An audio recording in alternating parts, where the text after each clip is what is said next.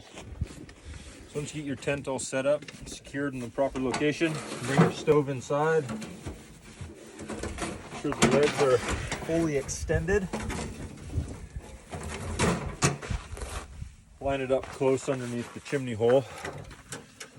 Take the chimney pieces out of the stove bottom.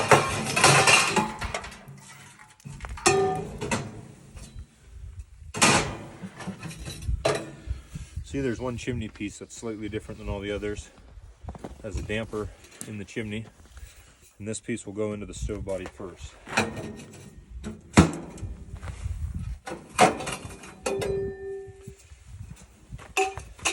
The rest of them can be fitted together,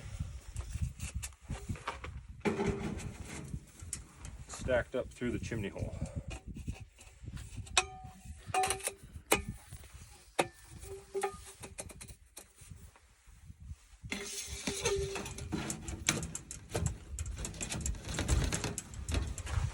Gotta make sure your chimney's nice and straight.